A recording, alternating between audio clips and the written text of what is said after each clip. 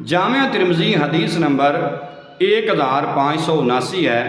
نبی رحمت علیہ السلام نے ارشاد فرمایا، جو تین چیزوں سے بری رہا، جو تین چیزوں سے بری رہا وہ جنت میں داخل ہوگا۔ یا رسول اللہ وہ تین چیزیں کون کون سی ہیں؟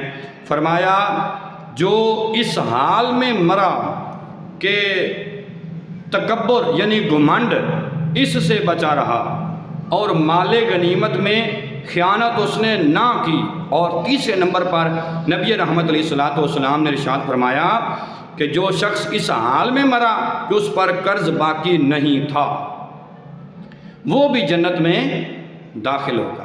نبی رحمت علیہ السلام نے یہ تین چیزیں بیان فرمائیں۔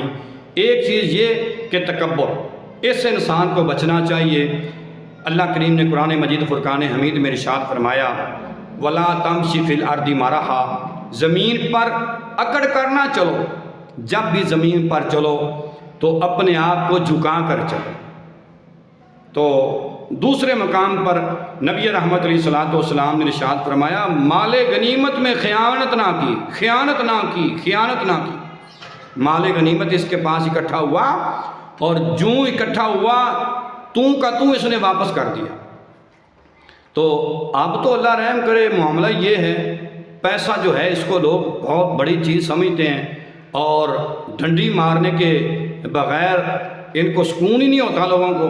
حالانکہ پاک محبوب علیہ السلام نے ڈنڈی نہ مارنے والے کو جنت میں داخلے کی بشارت عطا فرمائی ہے۔ اور اسی طرح تیسرے مقام پر نبی رحمت علیہ السلام نے فرمایا، قرض دار، سیاستہ کی حدیث ہے، نبی رحمت علیہ السلام کی بارگاہ میں ایک بندے کا جنازہ آیا۔ آقا کریم علیہ السلام نے پوچھا، اس پر کوئی قرض تو نہیں ہے؟ عرض کیا، یا رسول اللہ ہاں اس کا قرض ہے، اس پر قرض ہے۔ نبی کریم علیہ السلام نے اس کا جنازہ پڑھنے سے رخ انور پھیر لیا۔ سرکار نے فرمایا، میں اللہ کا نبی ایسے بندے کا جنازہ نہیں پڑھاؤں گا جس پر قرض ہو۔ لہذا اس سے پتہ چلا، جو آج کل جنازے کے وقت اعلان ہوتا ہے نا، بھائی اس مرنے والے کے ورثاء موجود ہیں، یہ رسماً اعلان نہیں ہے، بلکہ نبی کریم علیہ السلام نے اعلان کروایا، اور اس پر صحابہ نے عمل کیا، اور پاک محبوب علیہ السلام نے قرض دار کا جنازہ نہ پڑھا کر اس بات کو اور اس عمل کو ثابت کر دیا کہ جس پر قرض ہوگا میں اس کا جنازہ نہیں پڑھاؤں گا، اور جس پر قرض نہیں ہوگا سرکار فرمایا وہ جنت میں داخل ہوگا۔